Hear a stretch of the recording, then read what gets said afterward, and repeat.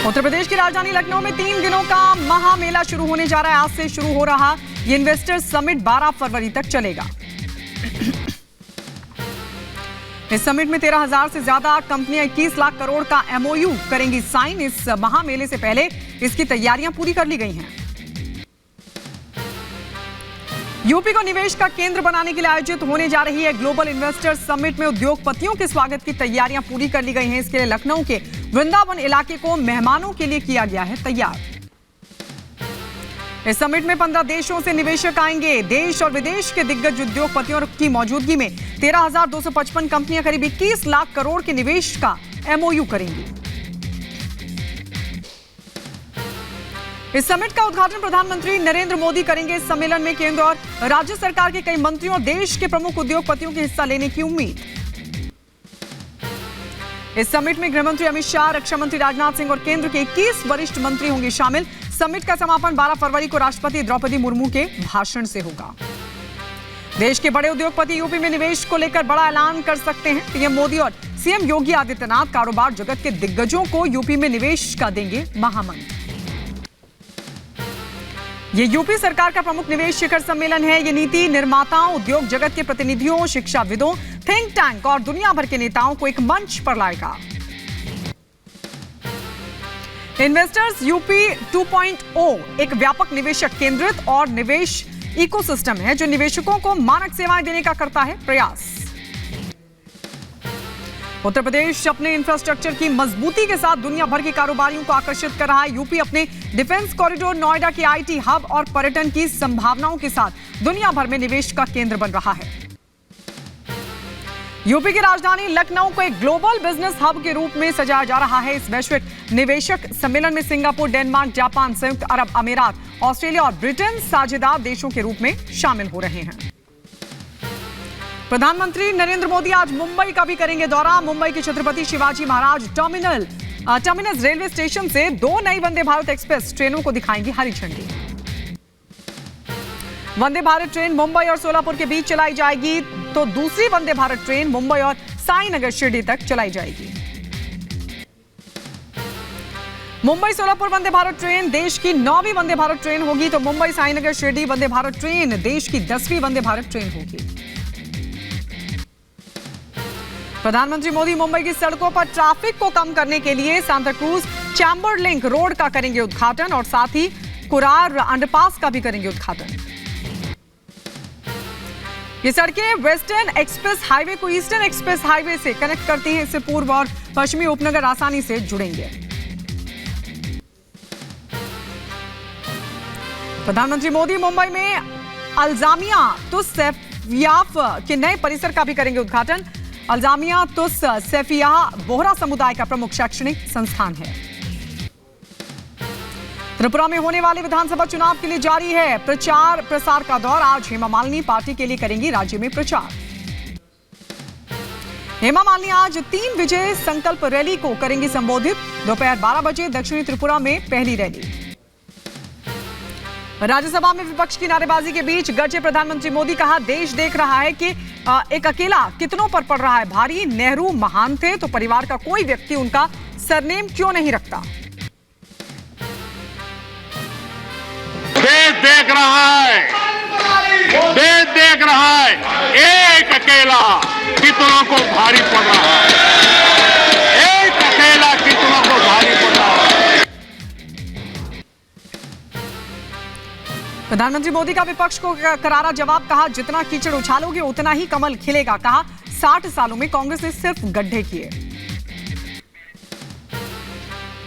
60 साल कांग्रेस के परिवार ने, हो सकता है उनका इरादा मजबूत नींव बनाने का हो कि उन्होंने गड्ढे ही गड्ढे कर दिए थे।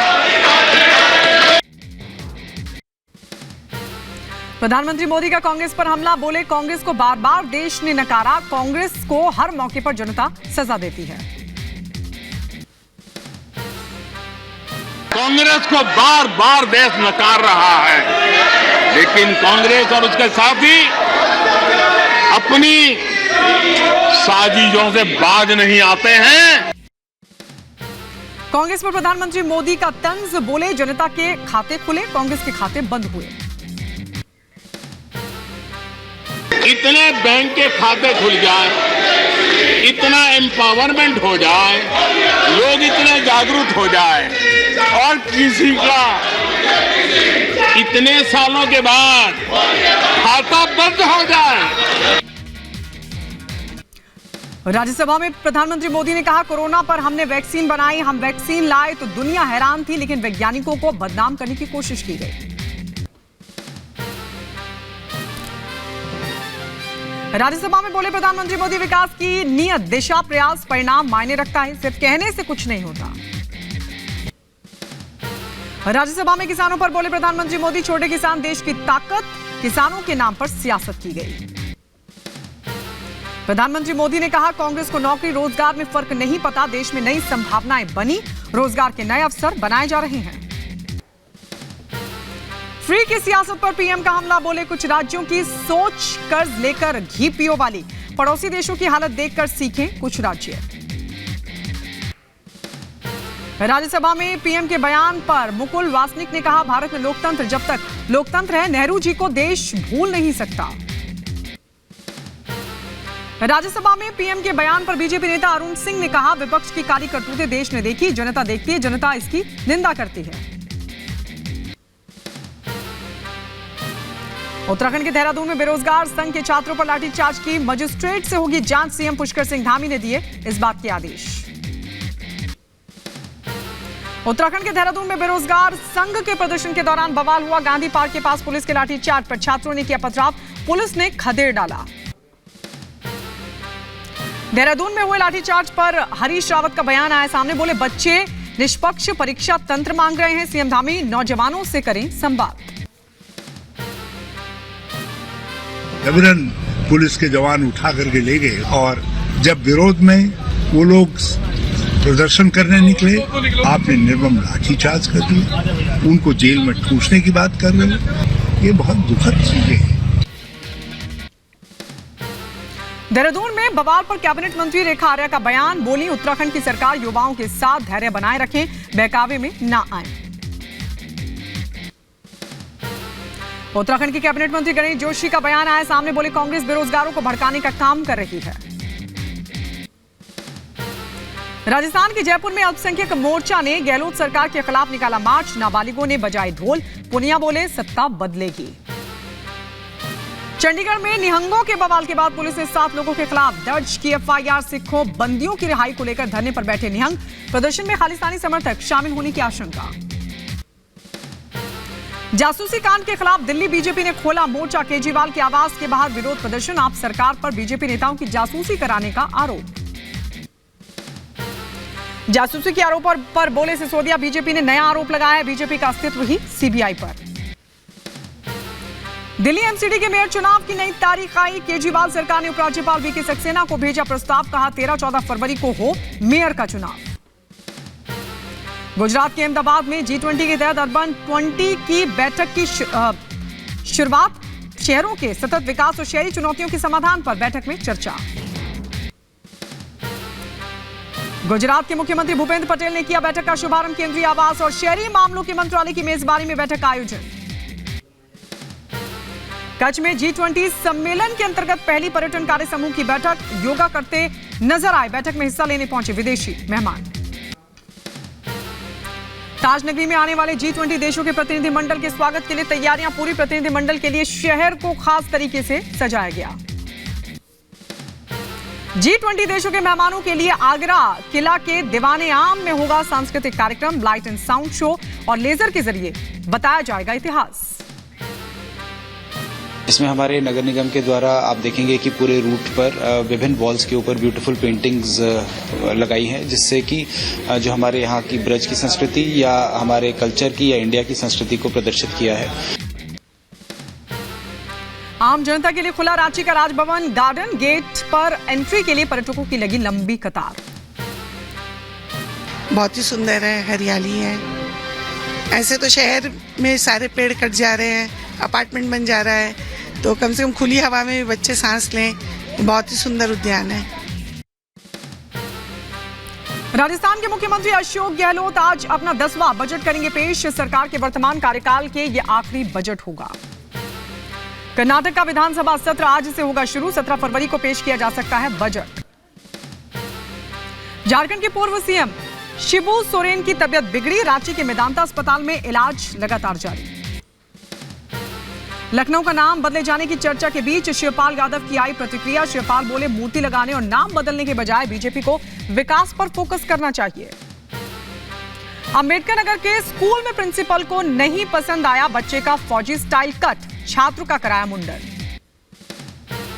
घटना के बाद से सदमे में कक्षा 1 में पढ़ने वाला छात्र के पिता ने की पुलिस से शिकायत। मैनपुरी में वाटर कूलर का पानी पीने के बाद कॉलेज के 21 छात्रों की हालत बिगड़ी। अस्पताल में चल रहा है छात्रों का इलाज।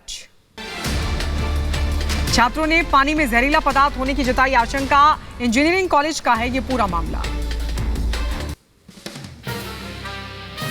इनको कुछ इन्फेक्टेड या दूषित पानी पीने से जो साइन सिम्टम्स होते हैं, इरिटेशन या घबराहट, इस तरह के साइन सिम्टम्स हल्के फुल्के हुए हैं। कोई गंभीर साइन सिम्टम्स नहीं है और सभी बच्चे खतरे से बाहर हैं। मुंबई में एलआईसी की बिल्डिंग में लगी भीषण आग। गिरगांव में बिल्डिंग की दूसरी मंजिल पर आग से लाखों का नुकसान। निलंबित आईएएस पूजा सिंघल की जमानत अर्जी पर सुप्रीम कोर्ट में आज सुनवाई। मनरेगा घोटाले की आरोपी है झारखंड की आईएएस पूजा सिंघल। सुप्रीम कोर्ट में आसाराम बापू की जमानत याचिका पर आज सुनवाई। अब तक 15 बार आसाराम ने कोर्ट में दाखिल की जमानत याचिका। हर बार याचिका खारिज हो गई। रेप के मामले में जोधपुर में सजा काट रहे हैं आसाराम बापू। जमानत अर्जी में उम्र और गंभीर बीमारियों का दिया गया है हवाला।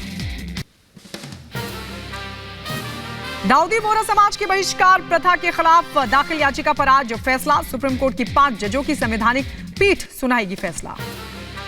दाऊदी बोहरा समाज में एक मुखिया होता है जिसे धर्म गुरु कहा जाता है। धर्मगुरु के आदेशों का पालन नहीं करने पर समाज से बहिष्कार की सजा दी जाती है। छत्तीसगढ़ के कांकेर में भीषण सड़क हादसा हुआ। ऑटो और ट्रक की भीषण भिड़ंत में 7 बच्चों की मौत की खबर। कानपुर में नशे में धुत कार सवार ने 3 लोगों को कुचल डाला। सीसीटीवी में कैद हुआ यह दर्दनाक हादसा। यूपी के मथुरा में तेज रफ्तार ट्रक ने ट्रैक्टर ट्रॉली को मारी टक्कर। हादसे के बाद ट्रैक्टर पलटा। एक महिला की मौत हो गई। 34 लोग जख्मी हो गए। लखनऊ में बाइक और स्कूटी में भिड़ंत हुई। एक की मौत हो गई। दर्दनाक हादसे का वीडियो वायरल हो रहा है। यूपी के बागपत में खाई में गिरी कार। चालक गंभीर रूप से जख्मी हुआ। क्रेन की मदद से निकाली गई कार।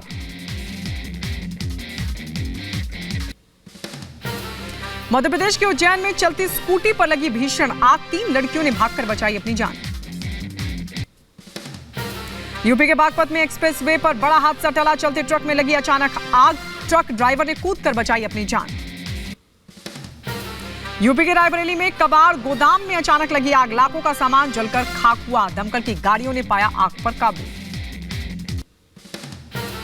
बदायूं में जमीन के कब्जे को लेकर चले लाठी डंडे। दबंगों ने की पिता पुत्र की पिटाई। बदायूं के बिलसी थाने में पीड़ितों ने दर्ज कराई शिकायत। जिला अस्पताल में चल रहा है घायलों का इलाज। यूपी के बुलंदशहर में कोर्ट ने शातिर ठग को सुनाई सजा। ठगी के 2 मामले में 5-5 हजार जुर्माने के साथ 3-3 साल की सजा। सैकड़ों लोगों से कम समय में धन दोगुना करने का झांसा देकर करोड़ों की ठगी। अब तक शातिर ठग की 1 करोड़ 35 लाख की संपत्ति पुलिस कर चुकी है कुर्क। की कार्रवाई करके करोड़ों रुपए की इनकी संपत्ति भी जब्त की गई थी। ये फरार चल रहे थे। इस फरारी के दौरान 82 की कार्रवाई की गई। और यूपी के जौनपुर में सरकारी कर्मचारी पर ब्लॉक प्रमुख के पति ने किया हमला। पत्रावली पर हस्ताक्षर कराने को लेकर लात घूंसे से पिटाई हुई। पिटाई के विरोध में कर्मचारियों ने ब्लॉक परिसर में दिया धरना। मुकदमा दर्ज करने के लिए थाने का किया घेराव। मुजफ्फरपुर के कांटी में ठेकेदारी विवाद को लेकर गोलीबारी। धरना दे रहे लोगों पर फायरिंग हुई। एक युवक की मौत हो गई। अचानक कई राउंड गोली चलने से पूरे इलाके में अफरा तफरी का माहौल। 2 शूटर्स को ग्रामीणों ने दबोचा। एक मौके से फरार हुआ। कल में लाल बाबू सहनी का बेटा राजा सहनी जो है उसकी मृत्यु हो गई है। इसमें हुआ है कि नहीं हुआ है इसका पूछताछ। अपराधी जो पकड़े गए हैं सजीव हैं, जिंदा हैं, तो इन लोगों से पूछताछ के बाद ही हम लोग कुछ क्लियर कर पाएंगे। तुर्की और सीरिया में भूकंप से मरने वालों की संख्या 20,783 के पार। 75,592 लोगों के घायल होने की खबर। सिर्फ तुर्की में गई विनाशकारी भूकंप से 17,406 लोगों की जान, 70,343 लोग जख्मी हुए। सीरिया में भूकंप से मरने वालों की संख्या 3,350 के पार, घायलों की संख्या 5200 से ज्यादा। भूकंप प्रभावित इलाकों का दौरा करने पहुंचे तुर्की के राष्ट्रपति तैयप अर्दोआन। आपको बता दें, गांजियाटेप में पीड़ितों से उन्होंने मुलाकात की। राहत बचाव कार्य में सरकार की कमियों को राष्ट्रपति ने किया स्वीकार। गांजियाटेप में प्रभावित लोगों के लिए 530 अमेरिकी डॉलर देने का ऐलान किया। इजरायली सेना की टीमों ने तुर्की में मलबे से जिंदा बचे लोगों को निकाला बाहर। खोज और बचाव दल ने कम से कम 10 लोगों को बचाया। तुर्की के एल्बिस्तान में जारी है राहत और बचाव का काम। 72 घंटे बाद एक बुजुर्ग महिला को सुरक्षित निकाला गया बाहर। मानव श्रृंखला बनाकर किया गया महिला का रेस्क्यू। भूकंप से महिला के पूरे परिवार की मौत हो गई। तुर्की में अस्थायी मुर्दाघर में शवों का लगा अंबार, मृतकों की पहचान के लिए इंतजार में अधिकारी। सड़क पर बॉडी बैग और कंबल में लपेटे नजर आए 100 से ज्यादा शव। 5 दिनों के बाद सरकार करेगी लावारिस लाशों का अंतिम संस्कार। तुर्की से लाए गए सीरियाई भूकंप पीड़ितों के शव तुर्की सीरिया सीमा पर इंतजार करते नजर आए मारे गए लोगों के परिजन। भूकंप पीड़ितों की मदद के लिए वेस्ट बैंक से फिलिस्तीनी टीम रवाना। डॉक्टर बचाव दल के 73 लोग टीम में शामिल। भूकंप से प्रभावित हाते प्रांत में 2 साल के बच्चे का रेस्क्यू। 3 दिनों बाद बचाव दल ने बच्चे को मलबे से निकाला बाहर। मलबे से निकाले गए नवजात बच्ची का अस्पताल में चल रहा इलाज। डॉक्टरों का बयान, धीरे धीरे हालात में हो रहा है सुधार। मलबे के ढेर में जारी है जिंदगी की तलाश। आपको बता दें, बचाव कर्मियों ने छोटे बच्चे को मलबे से सुरक्षित बाहर निकाला।